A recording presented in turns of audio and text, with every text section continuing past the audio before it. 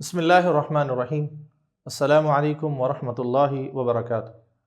پیارے بچوں، آج کی کلاس میں ہم آپ کو خوش آمدید کہتے ہیں۔ آج کی کلاس میں ہم جماعت پنجم کی اردو پڑھیں گے، تو آئیے سبق سے ابتدا کرتے ہیں۔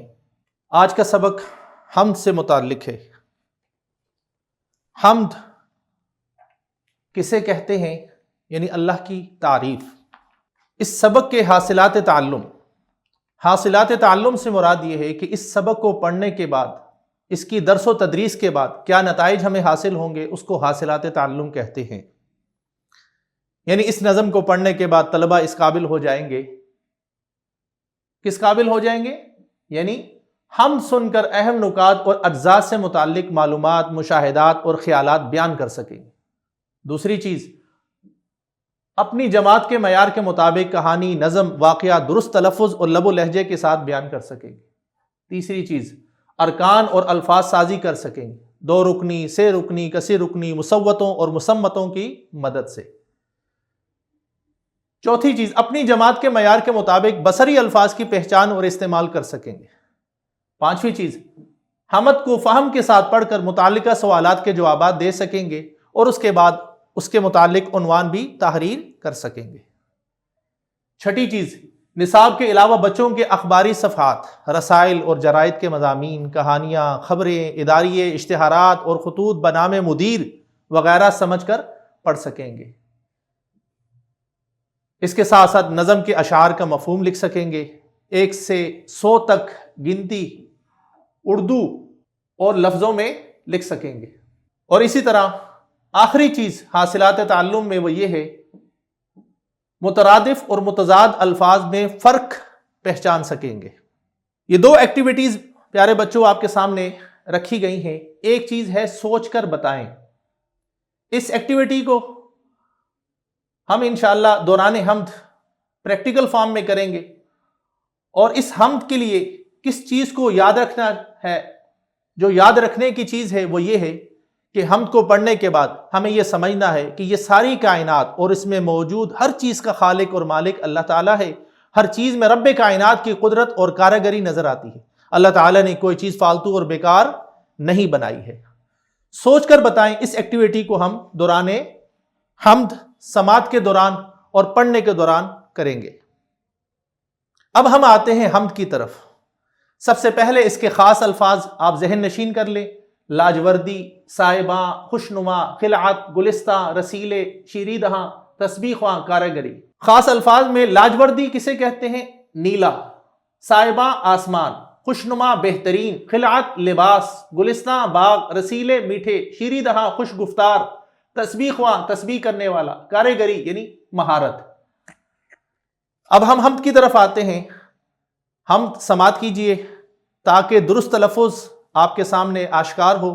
تعریف اس خدا کی جس نے جہاں بنایا، کیسی زمیں بنائی، کیا آسماں بنایا، پیروں تلے بچھایا، کیا خوب فرش خاکی، اور سر پہ لاجوردی ایک صائبہ بنایا، مٹی سے بیل بوٹے کیا خوشنما اگائے، پہنا کے سبز خلعت ان کو جواں بنایا، خوش رنگ اور خوشبو گل پھول ہے اگائے، اس خاک کے کھنڈر کو کیا گلستہ بنایا، میوے لگائے کیا کیا خوش ذائقہ رسیلے، چکھنے سے جن کو ہم کو شیریں دہاں بنایا، سورج بنا کے تو نے رونق جہاں کو بخشی، رہنے کو یہ ہمارے اچھا مکان بنایا، یہ پیاری پیاری چڑیاں پھرتی ہیں جو چہکتی، قدرت نے تیری ان کو تسبیح خواں بنایا، آب رواں کے اندر مچھلی بنائی تو نے، مچھلی کے تیرنے کو آب رواں بنایا، ہر چیز سے ہے تیری کارگری ٹپکتی، یہ کارخاں تو نے کب رائگاں بنایا۔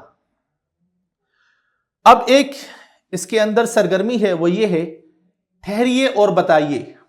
اگر آپ نے پہلی سلائیڈ کے اندر دیکھا ہو، اس کے اندر میں نے ایک ایکٹیویٹی کے بارے میں کہا تھا کہ دوران حمد پڑھتے وقت ہم اس ایکٹیویٹی کو کریں گے، وہ یہ ہے سوچ کر بتائیں۔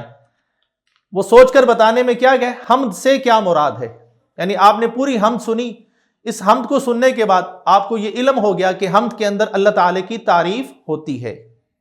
اور دوسری چیز، حمد کو سننے کے بعد آپ سے یہ پوچھا جائے گا کہ آپ یہ سوچ کر بتائیں کہ آپ نے کون کون سی حمدیہ نظمیں زبانی یاد رکھی ہیں۔ کسی ایک حمد کے چند اشعار اپنے ساتھیوں کو سنائیں۔ اب اس حمد کو سننے کے بعد چند سوالات آپ سے پوچھے جا سکتے ہیں، وہ یہ ہے کہ دوران حمد آپ نے ایک لفظ سنا فرش خاکی، وہ یہ ہے۔ اب سوال یہ ہے کہ فرش خاکی سے شاعر کی مراد کیا ہے؟ فرش خاکی سے شاعر کی مراد زمین ہے، یعنی پیروں تلے بچھایا کیا خوب فرش خاکی۔ اللہ تعالیٰ نے انسان کے پیروں تلے زمین بنایا، جس کو قرآن میں بھی بیان کیا جاتا ہے کہ اللہ رب العزت نے انسان کے لیے زمین کو پیدا کیا۔ آب رواں کا کیا مطلب ہے؟ یہ حمد کے آخر میں ہے، یہ ہے کہ مچھلی کے تیرنے کو آب رواں بنایا۔ آب رواں کہتے ہیں مچھلی کے لیے تیرنے کی جگہ، یعنی پانی، اور رواں پانی جس کے اندر مچھلی تیر سکے، وہ سمندر بھی ہو سکتا ہے، دریا بھی ہو سکتا ہے، چشمہ بھی ہو سکتا ہے۔ تو اللہ تعالیٰ نے مچھلی کے تیرنے کو آب رواں بنایا۔ اب خاص الفاظ ہیں جو میں نے تمہید میں آپ کے سامنے بیان کر دیے تھے، یہ خاص الفاظ تھے، ان کے معنی میں نے آپ کے سامنے پیش کر دیے، اور اس کے ساتھ ساتھ دوران حمد میں نے آپ سے ٹھہر کر سوال بھی پوچھے اور ان کے جوابات بھی آپ کے سامنے پیش کر دیے۔